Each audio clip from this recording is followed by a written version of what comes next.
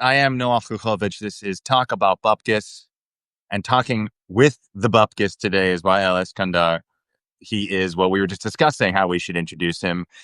A man of many talents, living in Berlin, journalist, writer, performer, speaker of painful truths, maybe is the best way to say that. Wael, thank you so much for joining us at Talk About the Bupkes today.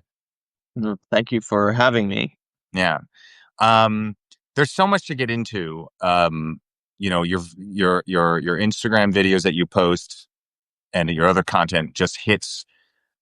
It really, I think, hits a chord with a lot of people. You're one of many people who are out there, on the front lines of protest, looking at the hypocrisies, the double standards of so-called democracy, of so-called fundamental rights. And you really do speak and pick apart those things, I think, so well, which is, I think, what we want to get into today.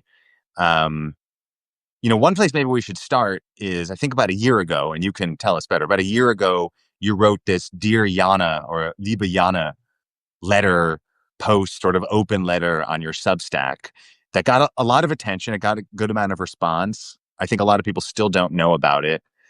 Maybe we just start there. Could you walk us through, like, who is Jana, first of all?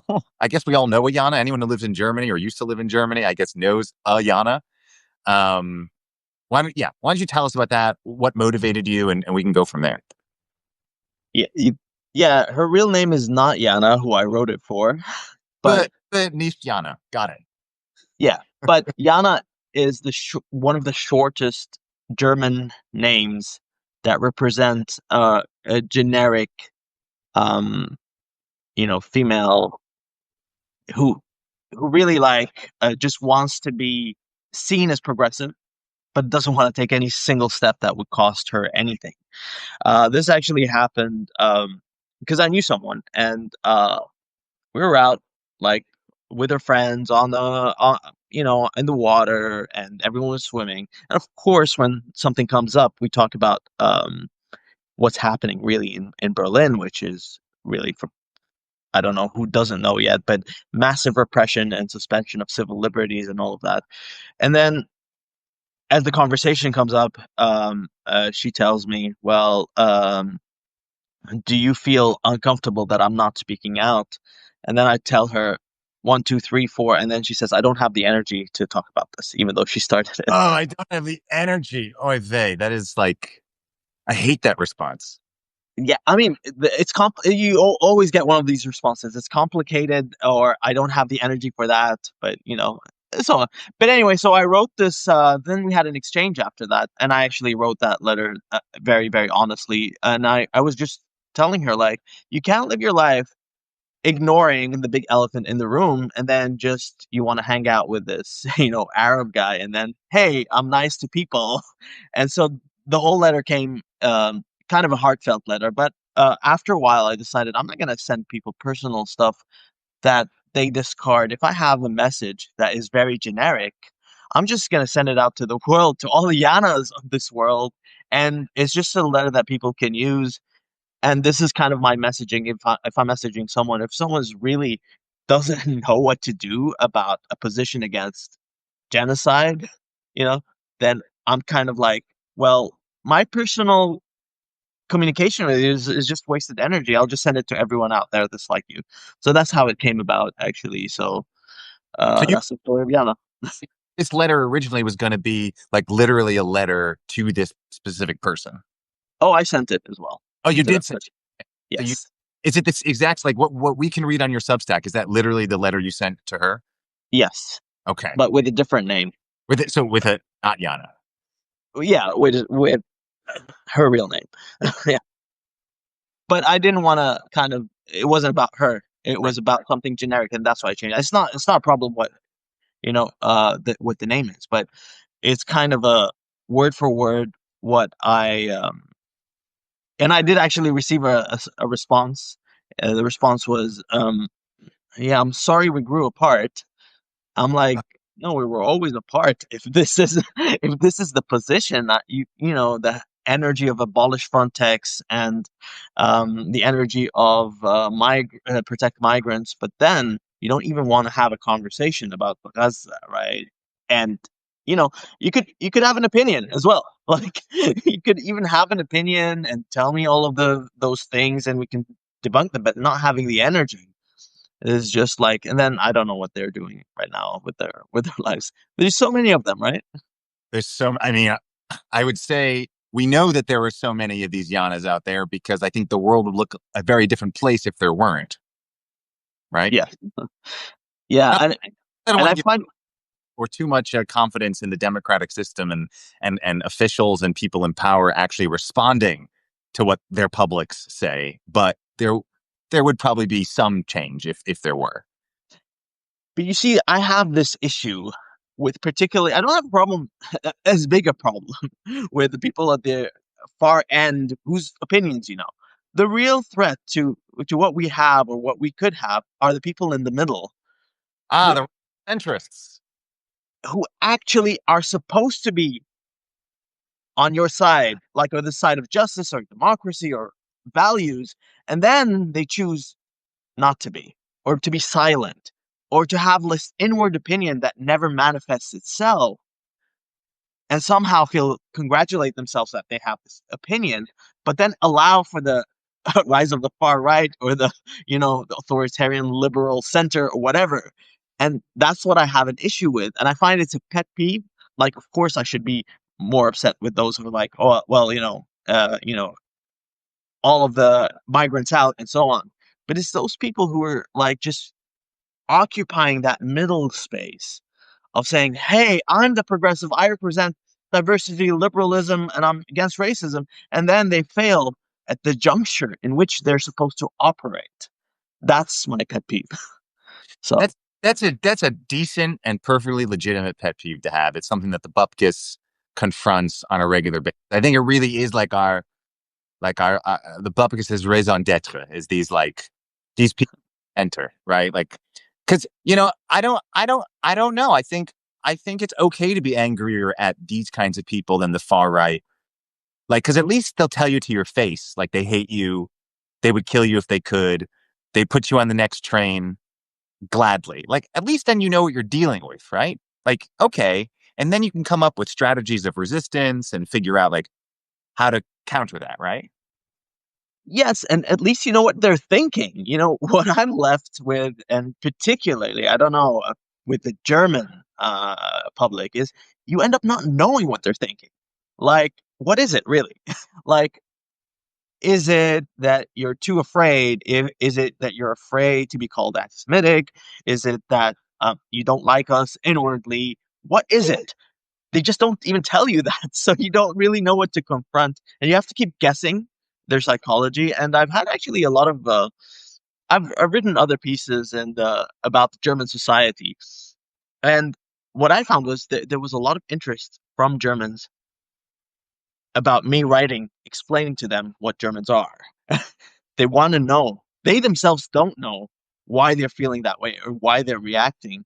And one really interesting professor in Germany, Daniel Marvecki, who wrote this thing about the Staatsräson and the history of German-Israeli relations. He told me, if you want to know about Germans, don't ask Germans. So I found that very, very valuable advice. You have to kind of figure it out on their behalf. I mean, not all of them, of course. I'm just saying those within the Jana spectrum. And then you Jana, tell them, this Jana spectrum. We yeah, should put that on a T-shirt or something. the Jana spectrum. Avoid the Jana spectrum. Escape the Jana spectrum. It's a big spectrum, though. My God, yes, I think it's shrinking a little bit, but it's still pretty big. I mean, the Jana spectrum is what allows for the far right to rise and for like authoritarian liberalism at the very end. Let's just call it that. Yeah.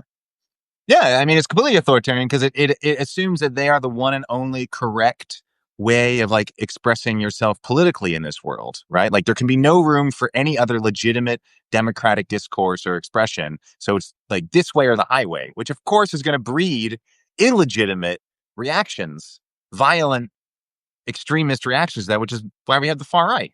Yes, exactly. But you know what I found? What I find very, very strange in this liberalism and this authoritarianism of it. And I would relate it to this idea of fighting anti-Semitism in Germany. That they have these anti-Semitism commissioners, around 16 of them, and none of them are Jewish. All white Germans. They are like, no, no, we'll take it from here. We'll tell you what, and we'll tell everyone what it is. Even Jewish people have been subjected to that, and I guess it's really absurd how serious they take themselves. Like we have a memory culture, you know, Yeah. and yeah, Mem- and that's the spectrum that allows it. memory dementia, elective. I mean, dementia even would have been better, right? Because it's memory distortion. It's like completely a very, very distorted uh, view of the past and yourself. But I have this theory that that you can actually change the past by what you do today. Like you Whoa, actually time do travel. that. Depending on what you do now, you can actually change the past because it's a continued history. Then the whole arc of the story changes based on what you do today, and I think that's what they're doing, unfortunately. Okay, this sounds like some kind of bad plot to a Marvel movie or something. Like, should like German memory culture become like the next Marvel comic? And then, I don't. oh, if so, is Germany memory? They're definitely the villain in this Marvel. Wow, yeah. I think I'm gonna have to start thinking about it in these terms, like you know. But it's gonna be a bit more sophisticated. Like, how do you get the villain? Oh, I mean, maybe it's like every villain. A really good villain story is a villain thinking of themselves as doing something good for humanity. I'm only destroying all of humanity because it's a kind of a Thanos situation, I guess. Yeah, that's a good point. Like no one ever does anything, or I shouldn't say no one. Of course, there are some, but no one really ever does anything bad or participates in something bad, thinking they're doing something bad. Right? This is like, the, are we the baddies meme? Yeah, Yeah, I don't think so. but I think people know that they're doing something bad, except that the only way they change what they're doing is bad is like we only do bad things to bad people. Like they acknowledge that killing is bad, but if you do it to bad people, it neutralizes it. And I think this is the importance of the use of lies in any democratic or authoritarian society, even authoritarians. By the way, people get the authoritarian countries get a bad rep, like they're like um, they think that authoritarian people don't even try and sell a lie that they're doing something good, which is not true. They're just really bad at selling it. That's the only difference is that they have very bad PR. But at the end of the day, you need a lie to convince people that people want to feel that they're good. So you tell them you're just doing your job, the ethics of doing your job, putting people on trains, you've done your job well. And that's how people live with themselves. So, Very proud, yeah, like work ethic. Yeah, yeah, I'm do just your doing my job, that kind of thing. yeah. I mean, so you brought it's interesting because you brought up like the authoritarian connection, like the sort of the similar lines of similar mechanisms to get people to follow along and go along with something, whether it's a democratic context or an authoritarian context. We don't get into it as much or as little as you like. Like, so you're from an authoritarian side. You're from Egypt, which I guess we can just define as authoritarian. I imagine Yes. is like of all the different of all the different Mad Libs we could use. Uh, so how does that experience, you understanding Egypt, you being from there, you knowing how the system works, where the red lines are, how lies get manufactured to maintain power structures.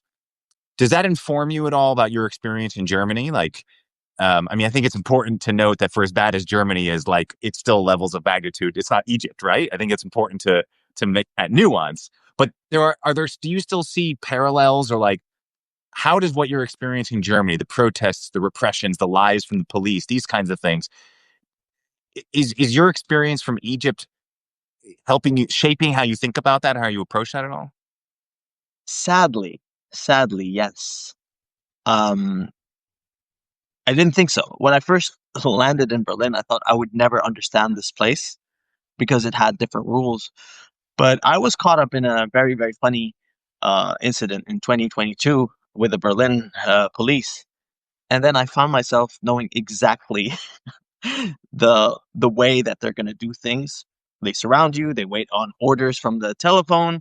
Um, the cops have some limited freedom in what they do, but it's all about orders and so on. So, I mean, I kind of wrote a piece about that called Ice Cream with the German Police, where they didn't know what to do with me. So I said, hey, well, can I have an ice cream while I'm being detained? And they were like, yeah. And then a friend of mine who had an encounter with a cop, and she was like, I'm German, I have rights. That all of this doesn't matter. And she said, okay, get me 2 scoops with you. And then the cop shouted from there, no, only 1 scoop. Pistachio. It has to be pistachio. That would have been the next level. But he did limit her to 1 scoop. But And so that was really funny. And then I wrote about this, and I have we were kettled and we were racially profiled, and I had an image just from Egypt, my first ever protest in 2010, where there was an iconic image of protesters kettled by the police, and I kind of published that and compared. And I talked to the cop and I said, you're acting like Egyptian police and so on, but more good and thing, more. good thing you didn't say you're acting like Nazis. That would like you would have been deported immediately. So very Yeah, I think they take offense. The best way to prove that you're not a Nazi is to act like one. I don't I don't know. That's so weird. But yeah, I mean, right now, if you call them fascists or Nazi, they act like it. They beat you up. They don't care. So, but I was calm because I understood the whole experience. But jump forward to today, when they pressure uh places like Heinrich Rule to stop Masha Gessen from speaking. yeah. This is a typical security move that I know from Egypt. This is what they do. They pressure venues. When they pressure venues to cancel Francesca Albanese's talk and Eyal Weizman, an Israeli, by the way, um, then I understand this move exactly, because that is how security forces operate. So you have multiple levels. Of course, I acknowledge it's not as bad. Like in Egypt now, you could, as soon as they arrest you, you stay 5 months in jail without even being spoken to. Here, you have that freedom, but that comes from a tradition of people fighting back and believing they have rights, and you can't push it very, very quickly, but you can arrive to the same place because it's exactly the way they operate, orders on the phone and so on. Yeah. So do you feel like you're more, going back to the Jana thing, like the Janas inside the Jana spectrum, they haven't had to deal, they have no actual experience. They're not, it's like a disease, like a pandemic, right? You get exposed to the virus. Hopefully you survive. And if you survive it, you're then immune or more immune to it. And like all the Yanas in the world aren't, like, they don't know what it means really to like lose your rights and lose your freedoms. But you do. I do. I do. I just see it so clearly because I know what to look for. Like it's that kind of experience. And on the I look for they do it through several ways, right? Like authoritarianism 101 is looking at the media landscape, the judiciary, the police operations, how the politicians manipulate all of this. Like this is even in books, but look, knowing where to look for it and how it manifests itself.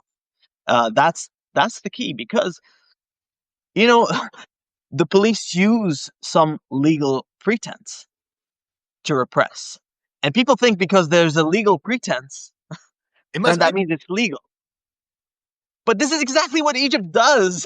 You know what I mean? Like people can see from a distance because the end result is there. But when you're like the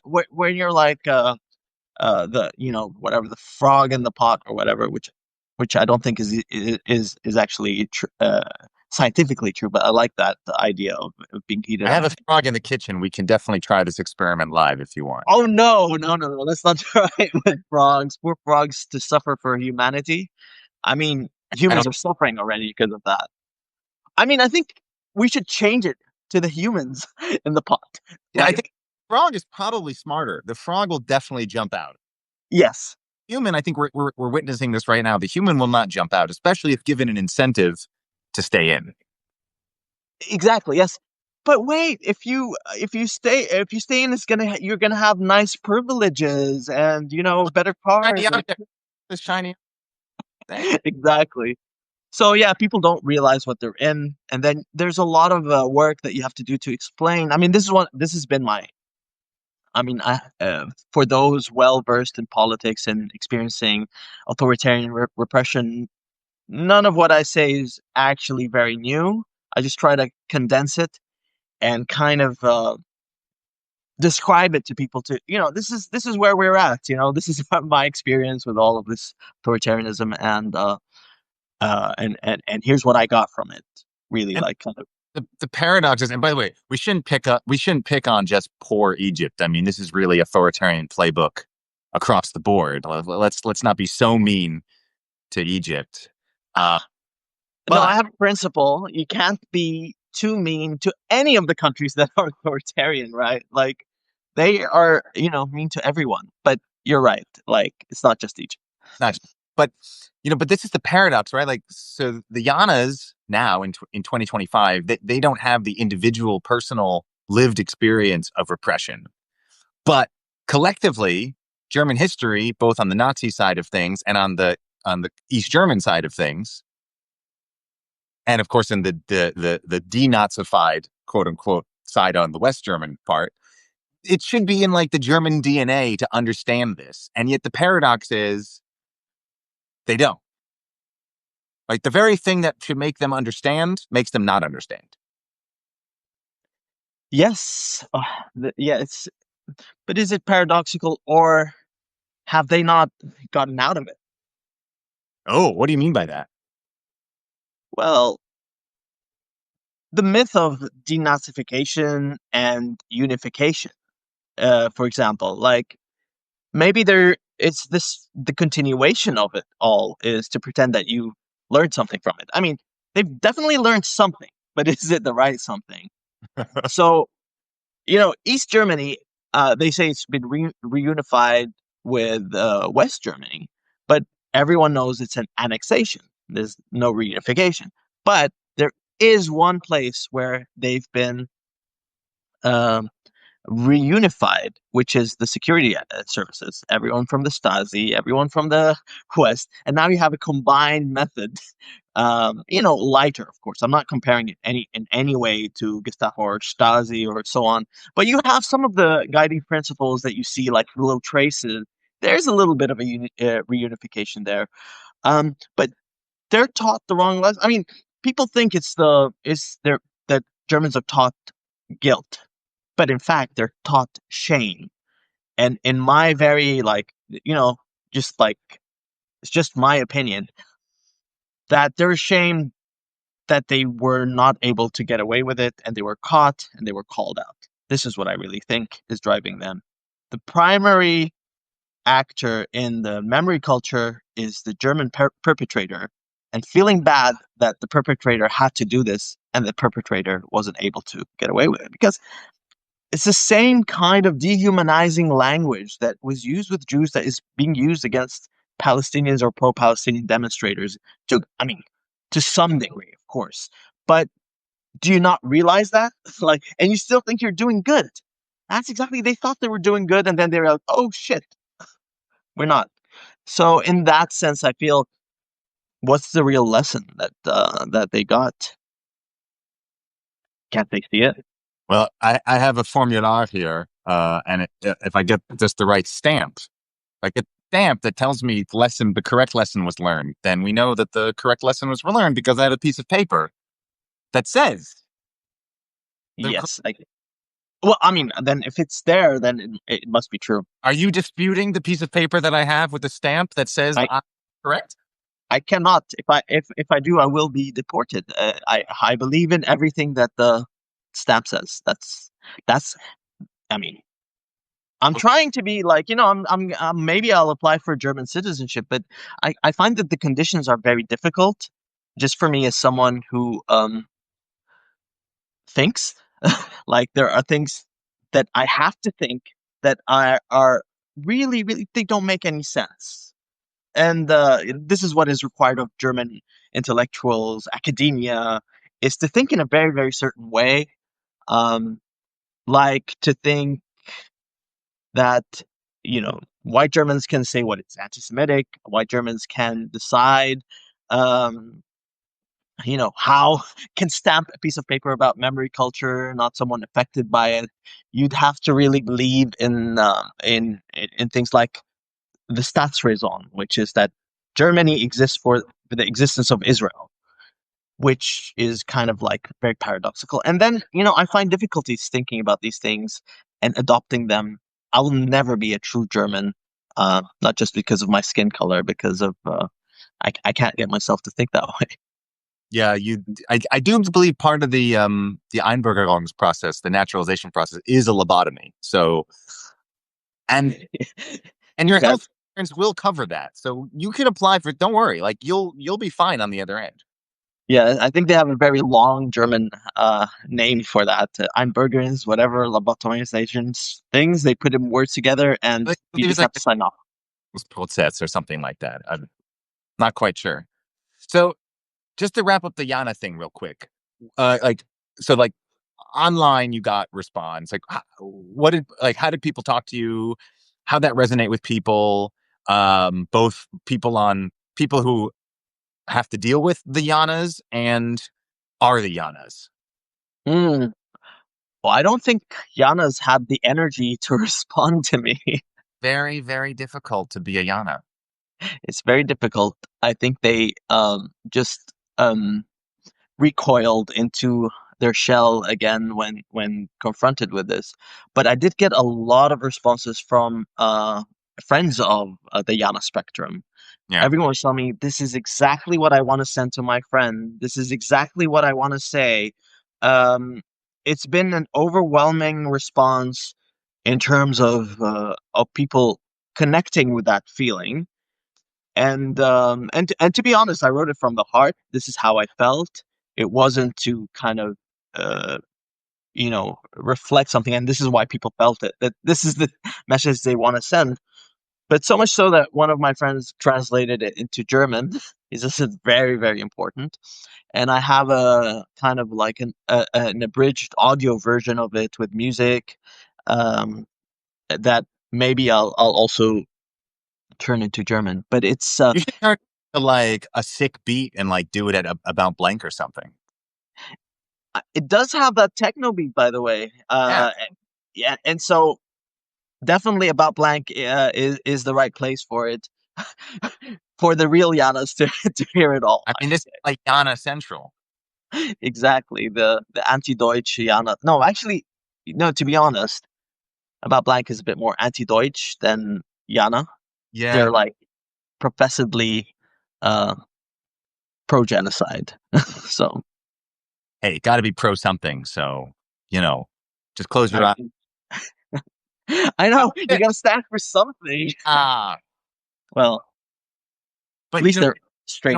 the one thing that you did point out in this letter you wrote, there are lots of maybe lots is giving too much credit, but there are not Yanas in the world. There are Yanas who are not Yanas in the world in Germany, maybe even slightly increasingly so. Hmm. A little bit. Like the needle has moved. Like what's your like you've seen this sort of arc since before October 7th, since October 7th. How have things for you, whether how you feel or literally how what you experience, how have things changed? How's the sort of the talking points changed, the reception changed? Obviously we know from the state perspective the repression has gotten that much Yeah. worse. But from people, um, do you get a sense of anything being different? Yeah, I think a lot of things are different. I've tracked people from the days where we're just kind of like uh Tracking out people, there. good authoritarian Egyptian you are, tracking people. I don't know. It's very Yes, of course. I've learned from the best. yeah. Although the Egyptians were trained by the Germans Well, as well. this is what we just call a beautiful synergy complete circle. Well, I'll get to that point, but then just one historian. I was talking to a renowned Egyptian historian. I was telling him, but wait, Germany is becoming like Egypt in the police measures and so on. He told me, no, no, no. The Germans taught the Egyptians. They're just, connecting with the roots. When the student becomes the teacher. Yes, exactly. So, to the point of people, it started out really, really just internationalists. The Yanas were on the fence. Of course, there were some people. I mean, let me just say, whenever I say German society, people used to come out and say, not everyone. Of course, not everyone. There are a couple of people who are really, really strong, and I really appreciate, well, a couple in the general sense. But I really appreciate people who do stand up because they have a lot more obstacles to overcome. They have their education, where the word Palestine is not allowed. They have this Staatsräson. They have this repressed feelings that you're not allowed to speak about. The history, the guilt or the shame they instill into you.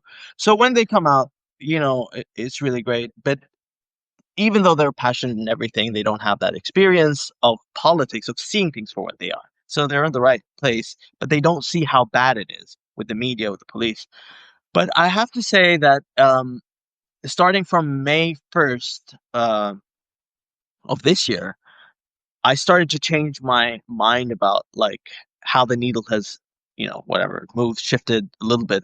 Because on that day, on the May 1st demo, there were a lot of people in solidarity with Palestine from across the spectrum.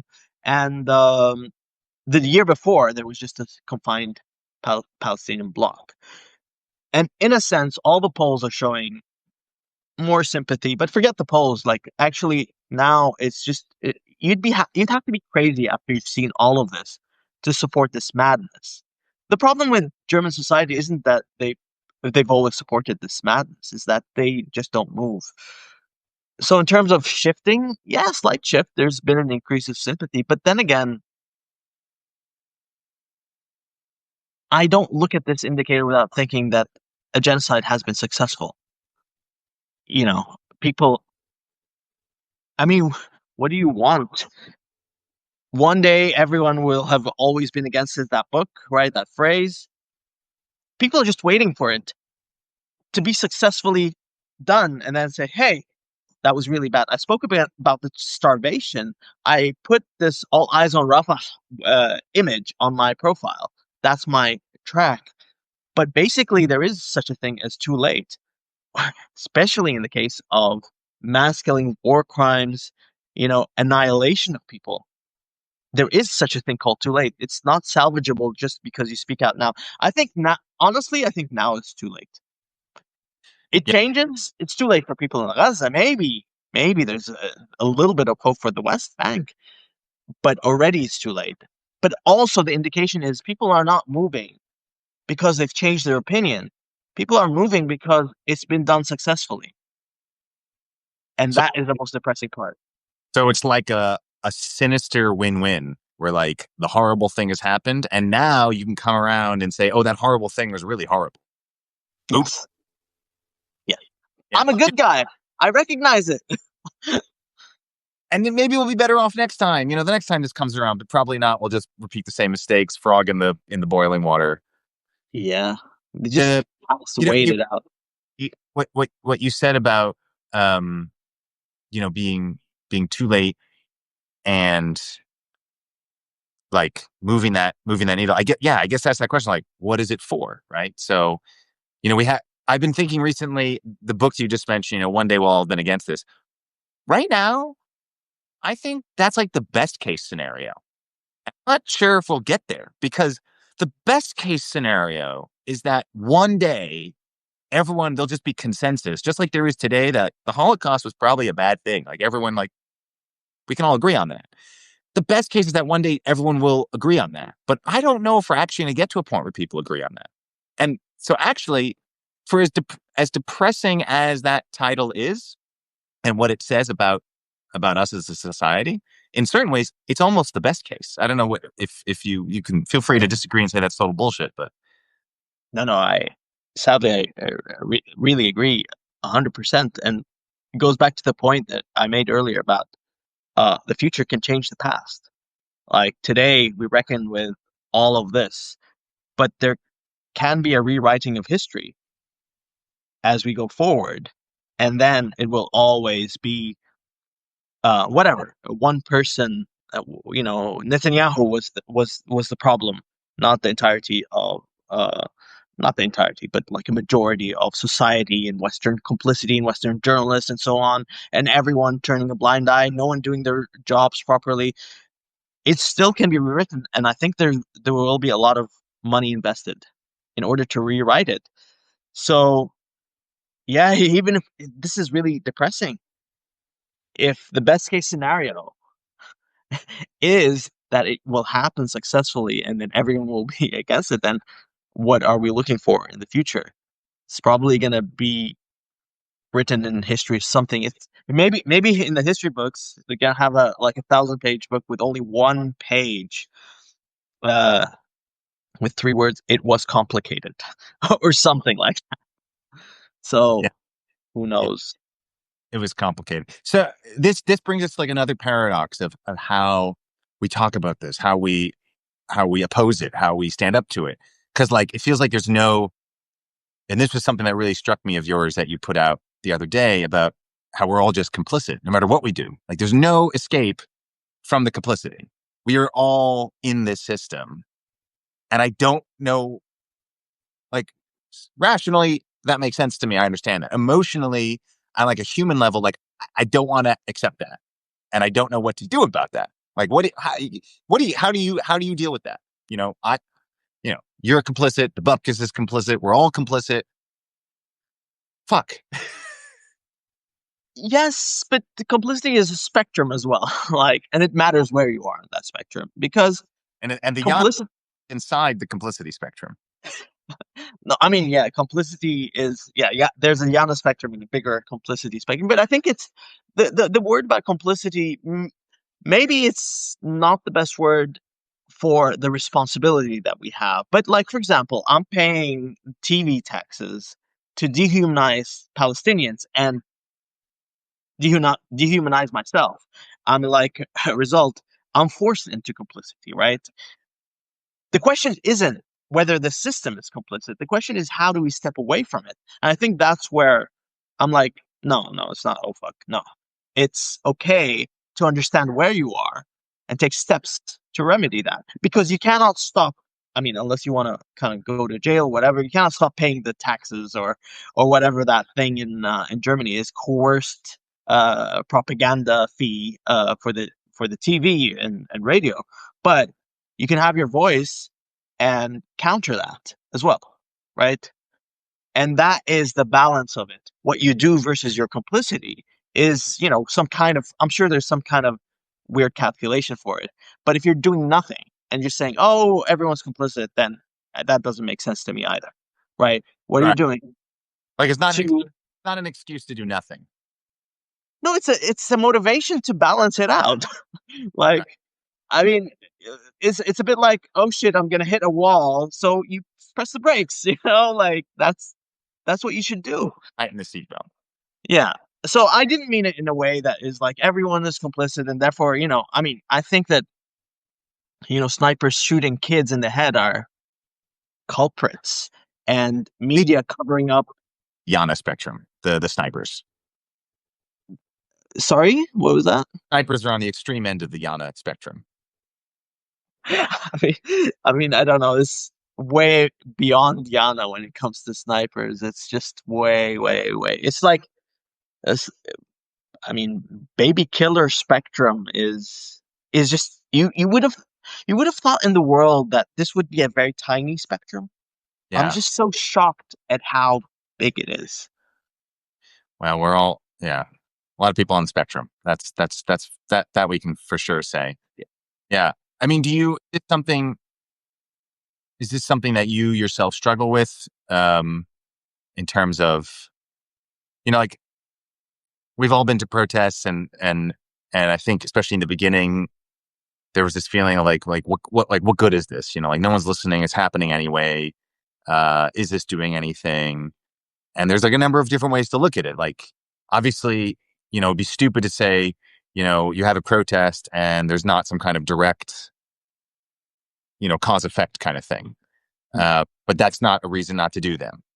So I'm wondering how, like, you go about in the tiny ways that you are able to, as you say, like, balance out the complicity, how you kind of approach that. Yeah, there's an answer that is probably political and it just talks about how to keep going and so on. But personally, I'll give you my personal answer. I just think that at this point, and with the years of experience from the Egyptian Revolution, I do it for myself in order to maintain what I can of my own person, not being just like taken by the current into more and more complicity and more ambivalence and so on. I do it because if you don't stand up and use your voice, then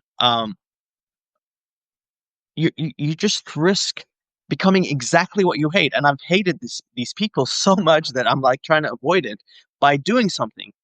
And it's for me, first of all. But the second thing is, uh, I'll tell you just how this idea came about in March 2011. The military just while removing Mubarak then and pretending to be with the revolution, they kidnapped some people, took them to their military prison, and then they tortured them. And then we had a press conference where very underprivileged families were saying to us, like the media, who are also like kind of underprivileged, help us get our voices across. And I knew back then that no matter what I wrote, what I said, it's not going to change the fact or end torture or so on. But the privilege of being able to say something where people don't have that voice. And that's what keeps me going because also this is the thing you see like Palestinian journalists like showing the misery to the world, but it's not going to change anything, but they do it anyway. There is the value of having that tool, camera, voice, language, anything you can in order to get that voice where other people are just hoping that they get that. Like, can you imagine someone who just, you know, wishes they had, 1,000 followers on Instagram or Twitter? They wish they could just have their opinion reach 900 people or 1,000 people. Okay, that happens to me every day. Choosing silence is kind of like giving up that little thing that doesn't mean anything in the grand scheme of things, but I'm taking for granted what other people don't have.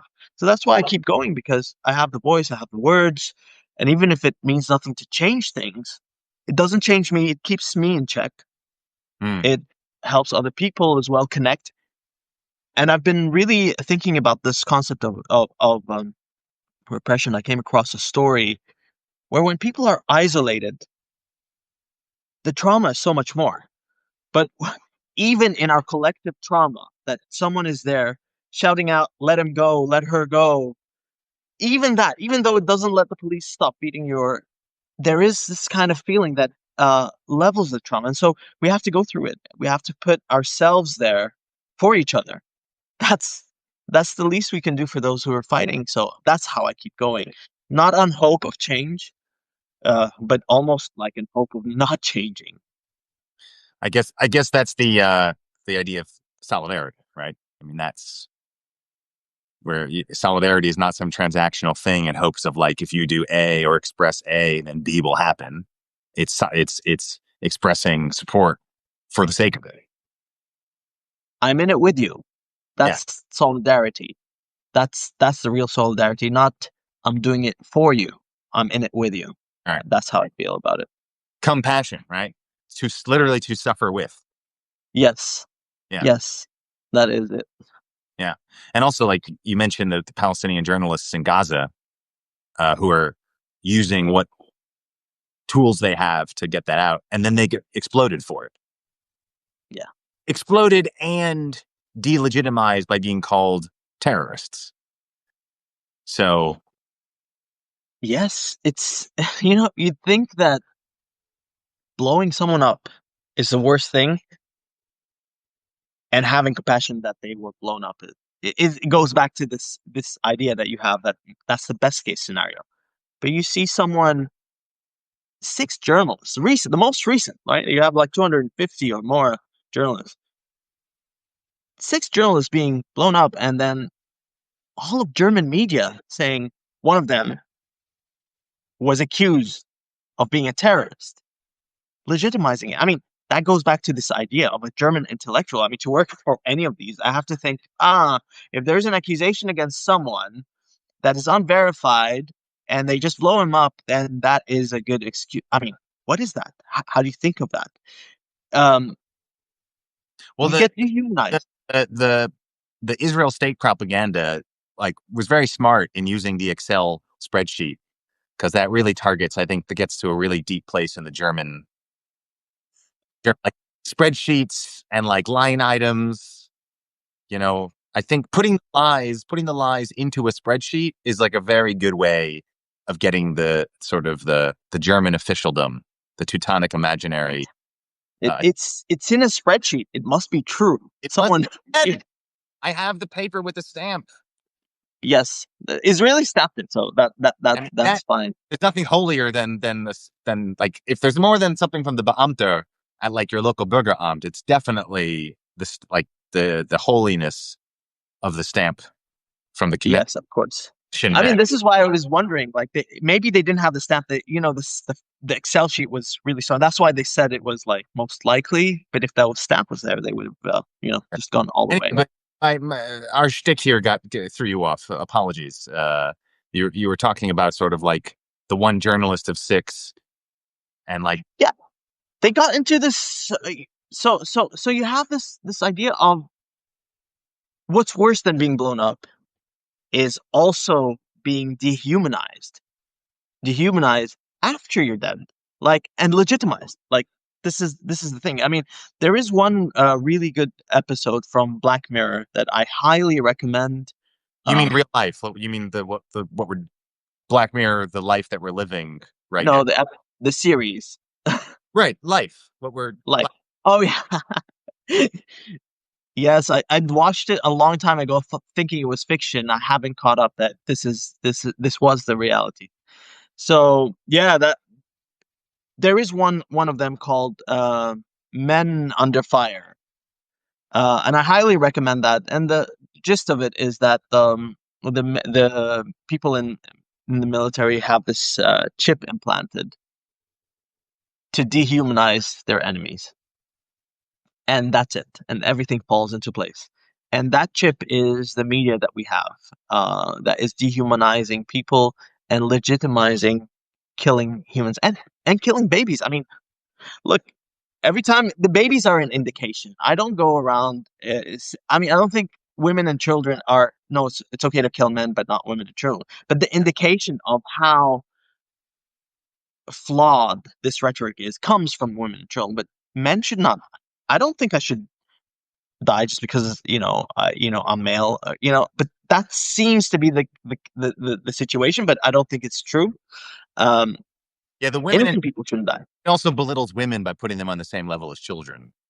So it it's like civilians, innocent people. I mean, children, Yeah. like men, women, whatever. That's Yeah, are they saying that like women can't fight? Is that what they're trying to say?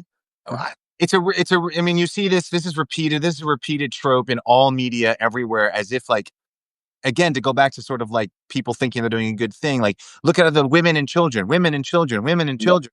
What are we on the Titanic? Women and children first. I mean, women are adults, and they're not children. So I just feel like there needs to be more categorization here. Uh, This this actually, you know what would actually move me around this? There was once an event organized by but on Mother's Day, and also by a group called the Grieving Doves. They have the names of all the a lot of the people who were killed in Gaza on like wings, and like a giant bird and so on. And anyway, in one of these events, they printed the all of the names, like 900 something pages of names of people and their ages. And then I went to the last page and I found the name of someone who was 108. Whoa. To be honest, I mean, why kill that person? That's what I'm thinking. Why kill someone? Like there were like three people over 100, I think, but 108, 101. Like why kill those people? I just I don't know. That kind of moved me a little bit because outside of the rhetoric of women and children and so on, I could these people just you know it's not about the loss of life. It can happen anytime. It's just someone deciding that for you. Yeah, 108. How many more years was there? But why not let someone live their life? Why decide that for them? That kind of just moved me a little bit. I don't really know why, but I thought I'd just share that. Well, everything, I mean, things move people and affect people like in the most random ways. It doesn't. So, and to go back to, the different levels of both complicity and the different levels of action and of like resistance, right? So, to one thing that I find problematic. I mean, obviously a lot of things are problematic with the stereotypical Jana who's like just can't be bothered, doesn't have the energy. The way I think about it is like if this whoever, Palestinian journalist who knows he's gonna die, right? If you're in Gaza, like the chances of you getting out of there, and yet you still do that work. Like the least anyone else outside of that situation can do is like wake up in the morning, read the news, say something about it. It's that's why like, oh, I can't be bothered, or it's just too much, or it's complicated. Like I just have no patience for that. Because you can do, there's something. But the biggest trick is teaching you that being apolitical is apolitical. Yeah. And neutral is neutral. Yeah, Yeah. what doesn't exist. I mean, what was it like? 2 months ago, uh, there's this article that says like, "Can journalists be objective?" I was like, my comment on that was like, really, 2025, and we're still having that debate about objectivity, neutrality, and whatever. Like, when does the pretense end about these things, the neutrality and so on? I mean, also, the funny thing though, also about the Jana spectrum is most people don't believe the German news that they read. They already know it's bullshit. And so we're not even talking about the spectrum of Yanas who believe that bullshit and are like kind of like, oh yeah, maybe they are going after Hamas. No, no, it's not that. It's people who know and still don't do a thing. I mean, do something. Like say something. Yeah. It's so is there then like, do you have a problem with I guess the question is like, how do we live our lives after Gaza, right? Regardless of who you are, Jewish, Palestinian, Israeli, totally not involved in any of these groups, whatever. If you're just a human being functioning on this planet, certainly in the West, right, where the levels of complicity are like off the charts. Like, how do we, like, how do you see us like living? Like, we still have to live. Like, it does nobody any good if we sit at home and just suffer all the time, right? That's not helping anybody. Like, so like that balance, like to still have a good time, live your life. But recognizing this like awful shadow that's everywhere all the time in the background. How do you, because I assume when you get off kvetching with me, you'll do stuff in your day, like in your normal day. I think. Stop me if I'm wrong. So like, No, no, how do you approach you're that? right. I've been thinking about this recently. Of course, like, what is there to return to? But also, now that you're saying it, and I'm just thinking about it, like, what is after Gaza? Like, how do we live during Gaza? Like, Also, good point. The after might be the during all the time. Yeah. exactly, we're all during, everything is changing. And there's one thing the Egyptian revolution taught me is that you keep going with a different worldview and you keep doing things. I think that, I mean, I'm gonna probably go bouldering or do some kind of activity that is kind of mindless. It's very meditative and so on. We have to keep going. It's true, but I'm just thinking like our world changes and changes us, and most of the time the battle is how does that change affect us? And that goes back to this idea of why we keep going. Because if you let it happen and you're not in control of how it changes you, then you're lost. So you have to be very controlled about how it changes you. I think burnout is really I mean is really dangerous. Not because I think for this we do the most we can, and if burnout how it happens. But I think we're in it for the long haul to be able to survive. And I wrote something before it was about the Egyptian revolution. Is like survival is also a form of resistance, and I don't mean just like to switch off and and forget about everything, but also we have the privilege of a voice. We have the privilege of living. We want that for others. It doesn't help anyone if you're not using that privilege and just call for it for others. Like we can't all do that. We have to spend a little bit of our lives sustaining ourselves and living what we believe in. The right to live, the right to enjoy our lives, the right to have, for equality, the right. All of these rights have to be lived practice, and we could get really in moments really thrown back in, ask ourselves, are we doing everything we can? But if we burn out, we do less. And it's our duty to maintain ourselves to do more. And the best way is to find people like another Jana once told me, hey, let's go to a lake. And I was like, okay, no, let's meet at the protest. I was like, no, I want to go to a lake, and maybe we can talk about Gaza. Then probably she wanted to explain to me its complicated point of view. And I was like, if I want to go to a lake, I'm gonna go to someone who knows what's going on, has decided about this, so I don't have to deal with it. And we don't even have to talk about Gaza or Palestine and so on. We could just enjoy each other's company. And then we find people of that company, then it's just so much easier to live where you don't have to have a battle all the time. So also the spaces have to not always be politicized, but should be safe enough to not be a fight all the time. So I mean, that's my take, but what do I know? You're just living it every day, you know. Yeah. Uh, I hope this other Yano is not going to take you to Plötzensee. That's if they want to confront their, that they get the best of both worlds. You can get like the lake, your summer lake time, and then like think about all the people that were executed during the Nazi times and dumped in that lake. So Oh man.